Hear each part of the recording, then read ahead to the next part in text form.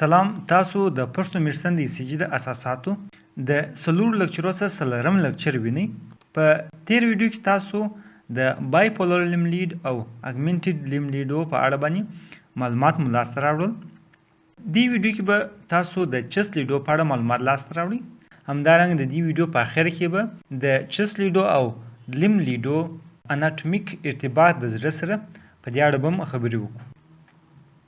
لکه څنګه چې په تیر لکچر کې یادونه ځینې کړې وه چې په اوس وخت کې په طبابت کې د 12 لیډ سټنډرډ ECG څخه کار اخیستل کېږي چې په دې 12 لیډ سټنډرډ ECG کې شپږ لیډونه یې د لیم لیډونه دي چې هغه په تیر ویډیو کې مطالعه کړل او پاتې شپږ لیډونه یې هغه چس لیډونه دي چې په دې ویډیو کې بیا مطالعه کوو.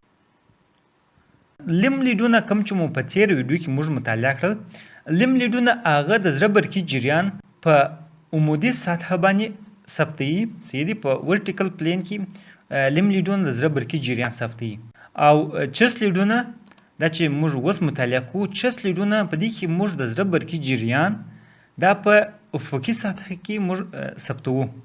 په هوريزونټل پلین کې موږ د زړه برقي جریان په چس لیډو کې ثبتوو. په دې شکل سره که چیرې د زړه څخه موږ یو مقطع واخلو او هغه د سر د خوا څخه دغه مقطعې ته وګورو، نو موږ په دې شکل سره زړه ووینو. په چس لیډو کې موږ څه کار کوو؟ په چس لیډو کې موږ په هوريزونټل پلین یا په افقي سطحه کې موږ د زړه برقي جریان ثبتوو. نو دې لپاره چې په افقي سطحه کې موږ د زړه برقي جریان ثبت کړو، باید موږ یو دانه الکترود د ECG د زړه په داخل کې کېږدو او یو الکترود د ECG د زړه د باندې کېږدو. په دا وخت کې چیرې موږ دا دواړه الکترودونه د ECG ماشین سره وصل کړو، نو ECG ماشین په دا وخت په دغه محور باندې د باندې څخه داخل ته په افقي سطحه باندې موږ ته د زړه برقي جریان ثبتوای شي. داسې یو لیډ چس لیډ وایو چې یو الکترود د زړه په داخل کې او یو الکترود د زړه څخه د باندې پروت سیدي. نو دلته به اوس تاسو ته سوال پیدا کېږي چې د زړه څخه د باندې په سینې به موږ الکترود ښیږو، دا کار اسانه دی. اما موږ څنګه کولی شو د چس لیډو لپاره الکترود د زړه په داخل کې کېږدو؟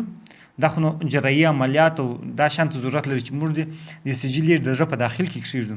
په چس لیډو کې موږ الکترود د زړه په داخل کې یو حقیقي الکترود نه کېږدو، بلکې موږ یو مجازي الکترود د چس لیډو لپاره د زړه په داخل کې جوړوو. په دې ډول باندې موږ کولی شو یو مجازي الکترود جوړ کړو. تاسو دلته وګورئ. که چیرې موږ په چپه لاس، راسته لاس او په چپه پښه کې درې دانې منفي الکترودونه کېږدو او دا درې الکترودونه داسې سره کېږدو چې دوی په خپل منځ کې یو متصل ساکن مثلث جوړ کړي سیدي، او د دغه مثلث متصل ساکن مثلث مرکزي نقطه کې زړه پروت وي سیدي. په دغه وخت کې که چیرې موږ دغه درې سره الکترودونه سره راواخلو او په یو نقطه کې دي درې سره الکترودونه سره یو ځای کړو چې دا نقطې ته موږ سنټر ټرمینل هم ویلی شو سیدي. د برق د فزیک پر اساس باندې په سنټر ټرمینل کې دغه برقي قوه دونه ده لکه د دغه متصل ساکن مثلث په مرکزي برخه کې برقي قوه او د دغه متصل ساکن مثلث په مرکزي برخه کې خوځره قرار لري. نو د دغه درو لیډو په واسطه باندې چې کوم برقي جریان راواخیستل سي او هغه موږ سره یو ځای کړو، نو دلته به موږ هغه اندازه ولټاژ ولرو یا هغه اندازه برقي جریان ولرو سیدي څونه چې د دغه متصل ساکن مثلث په مرکزي برخه کې یعنی په زړه کې چې څونه ولټاژ دی موږ به هغونه ولټاژ په سنټر ټرمینل کې ولرو. نو د دغه درو لیډو په واسطه باندې موږ یو مجازي الکترود د زړه په داخل کې جوړو سیدي. نو موږ ضرورت نه لرو چې مستقیما د زړه په داخل کې یو الکترود کېږدو، بلکې که چیرې موږ داسې درې الکترودونه سره کېږدو کوم چې متصل ساکن مثلث په خپل منځ کې جوړ کړي او زړه د دغه متصل ساکن مثلث په مرکزي برخه کې قرار ولري، نو د دغه درو سره الکترودو که چیرې موږ سره یو ځای کړو، نو موږ هغه ولټاژ په لاس موږ ته راکوي کوم چې د دغه متصل ساکن مثلث په داخلي په مرکزي برخه کې دی. نو د دغه متصل ساکن مثلث په مرکزي برخه کې زړه قرار لري، نو موږ په حقیقت کې یو مجازي الکترود په داسې ډول باندې د زړه په داخل کې جوړوای شو. اوس چې کله موږ دغه مجازي الکترود دلته جوړ کړي، اوس موږ کولی شو چې د دغه لید دپاره مثبت الکترود د سینې په هره ناحیې کې کښېږدو. مثلا که چیرې موږ دلته یو مثبت الکترود کښېږدو صحیح نو په دا وخت کې موږ دلته تاسو وګورئ د سینې د داخل څخه بیا د سینې د باندې پورې په افقي سطحه کې په داسې محور باندې موږ د زړه برقي جریان ثبتولی شو. او که چیرې دغه مثبت الکترود موږ د سینې په بله ساحه کې کښېږدو نو موږ اوس وګورئ په مختلفه زاویه باندې په دا محور باندې موږ کولی شو چې د زړه برقي جریان ثبت کړو. موږ 6 دانې چست لیډونه لرو چې په ټولو چست لیډو کې منفي الکترود چې دی هغه همدغه مجازي الکترود دی چې دغه درو نورو الکترودو په واسطه باندې جوړ شوی دی. صحیح دی. صرف موږ مثبت الکترود موقعیت ته تغییر ورکوو نو موږ به بیا مختلفو ساحو د لارې موږ وکولی شو چې زړه برقي جریان څخه ګراف جوړ کړو. دلته به زه تاسو ته د 6 چست لیډو موقعیتونه در وښیم. بیا هم باید یادونه وکړم چې د ټولو چست لیډو منفي الکترود هغه مجازي الکترود دی چې هغه د زړه په داخل کې قرار لري. صحیح دی. موږ صرف په چست لیډو کې مثبت الکترودو ته تغییر ورکوو. صحیح دی. په اول چست لیډ کې موږ مثبت الکترود د سټرنیم هډوکي راسته طرف ته په 4 بین العضلي مسافه کې ږدو. نو په دا وخت تاسو وګورئ چې موږ د اول چست لیډ کې په دغه محور باندې د زړه برقي جریان ثبتوو. صحیح دی. دوم چست لیډ هغه د سټرنیم هډوکي چپه طرف ته په 4 بین العضلي مسافه کې ږدو. په دا وخت کې موږ په دغه محور باندې دلته هوريزونټل پلین کې وګورئ دلته ډېر ښه واضح معلومیږي. په دوم چست لیډ کې موږ په دغه محور باندې د زړه برقي جریان ثبتوو. 4م چست لیډ هغه موږ په میډ کلاویکولر لاین باندې په 5 بین العضلي مسافه کې ږدو. صحیح دی. په 5 بین العضلي مسافه کې په میډ کلاویکولر لاین باندې موږ 4م چست لیډ ږدو. او دریم چست لیډ د دوم چست لیډ او 4م چست لیډ په مینځ کې قرار لري. صحیح دی چې دا لیډونه په دغه محورو باندې د زړه برقي جریان ثبتوي. د 5م چست لیډ دپاره مثبت الکترود هغه بیا هم په 5 بین العضلي مسافه باندې ږدو اما په انټیرور اکسلري لاین باندې.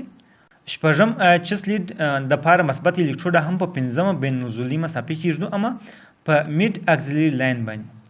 نو په دې شکل سره موږ 6 چست لیډونه لرو چې د ټولو منفي الکترود د زړه په داخل کې یو مجازي الکترود دی او مثبت الکترودونو ته موږ په داسې شکل باندې موقعیتونه ورکړي چې د دې په واسطه باندې موږ د زړه برقي جریان افقي سطحه کې په دې شکل باندې د 6 زاویو څخه ثبتوای شو. راځئ چې اوس وګورو چې د چست لیډو په واسطه باندې د زړه د برقي جریان څخه څنګه ګراف جوړیږي.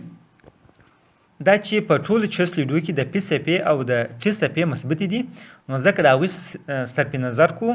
دلته به زه تاسو ته یوازې کیو آر اس کمپلیکس یا د بوتینار ډیپولرایزیشن څخه چې کوم ګراف جوړیږي په مختلفو چست لیډو کې هغه به دلته تاسو ته در وښیم. تاسو وګورئ په چست لیډ 1 کې دلته کله چې بوتینار ډیپولرایز کیږي نو په اول مرحله کې بین البوتیني دیوال ډیپولرایز کیږي. نو په دا وخت کې مثبت برقي جریان د چست لیډ 1 او مثبت الکترود خواته را روان. نو په دا خاطر په چست لیډ 1 کې یو مثبت صفر رسمیږي. وروسته دستي د بوتیناتو افکس برخه ډیپولرایز کیږي چې په دا وخت کې برقي جریان د چست لیډ څخه مخالف طرف ته لیرې روان دي. نو ځکه په چست لیډ 1 کې دستي یو لویه منفي صفحه رسمیږي. صحیح دی. نو په دې ډول باندې په چست لیډ 1 کې په دې شکل سره کیورس کمپلیکس رسمیږي چې یو کوچني مثبته صفحه لري د سپټل ډیپولرایزیشن له کبله. وروسته یو لویه منفي صفحه د بوتیناتو د ډیپولرایزیشن له کبله رسمیږي. اوس که چیرې دغه کیورس کمپلیکس په صفحو باندې موږ نوم کښېږدو دلته موږ یوه مثبت صفحه لرو. نو په کیورس کمپلیکس کې مثبت صفحې ته موږ آر وایو. دا چې ولټاژ یې کم دی کوچنی آر سره ښیي. وروسته موږ یو لویه منفي صفحه لرو. نو د آر صفحې څخه وروسته چې کوم منفي صفحه راځي هغه ته اس وایو. آر اس کیورس کمپلیکس په لیډ 1 کې رسمیږي. سیری په لیډ 2 کې هم په عین شکل سره یو کیورس کمپلیکس رسمیږي اما په لیډ 2 کې به آر نسبت لیډ 1 ته به آر به ولټیج به ډیری اما اس به نسبت و لیډ 1 ته د اس ولټیج لږ کم سي دي چې دلته آر اس کیو آر اس کمپلیکس په لیډ 2 کې رسمیږي. په لیډ 3 کې کیو آر اس کمپلیکس څنګه رسمیږي؟ ګور کله چې بوتینات افکس برخه ډیپولرایز کیږي نو د بوتیناتو د ډیپولرایزیشن په شروع کې د مثبت برقي جریان د لیډ 3 خواته رواني سي دي نو په دا وخت کې په لیډ 3 کې یو مثبت صفه رسمیږي اما وروسته دغه برقي جریان د لیډ 3 څخه تیریږي نو چې کله مثبت برقي جریان د لیډ 3 د مثبت الکترود څخه تیریږي نو په دا وخت کې دستي برته یو منفي صفه په لیډ 3 کې رسمیږي چې عموما په لیډ 3 کې دغه کیو آر اس کمپلیکس بای فزیکلی یعنی څونه چې آر ارتفاع لري اس هم هغونه عمیقې سي دي آر اس کیو آر اس کمپلیکس بیا هم په لیډ 3 کې رسمیږي او په لیډ 4 کې هم په عین شکل سره کله چې بوتینات افکس برخه ډیپولرایز کیږي نو د ډیپولرایزیشن په شروع کې د ډیر وخت لپاره د ډیپولرایزیشن صفه د لیډ 4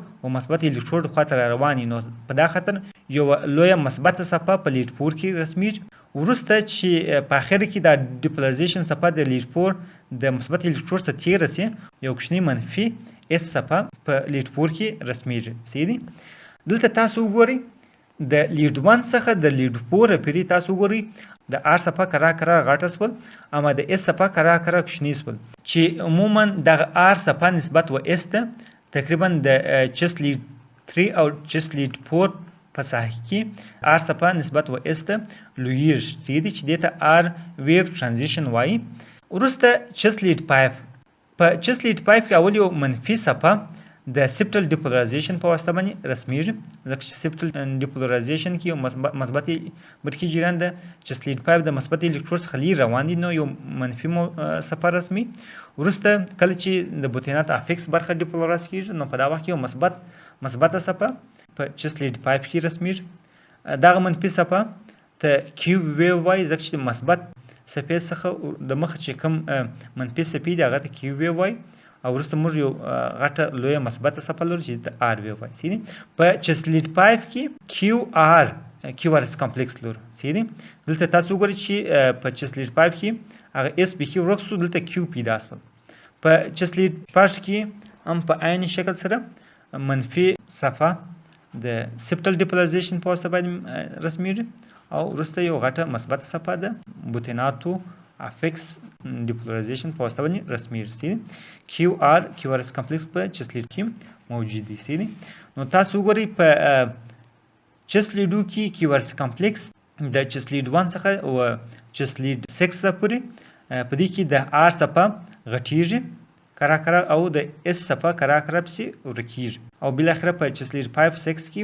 کیو صفه هم پیدا کیږي نو تاسو دلته ولل چې په چس لیډو کې د کیو آر اس کمپلیکس شکلونه څنګه دي سي اوس به راسو یو بل موضوع ته هغه اناتومیک ارتباط د ای سی جی د لیډو د زړه سره سي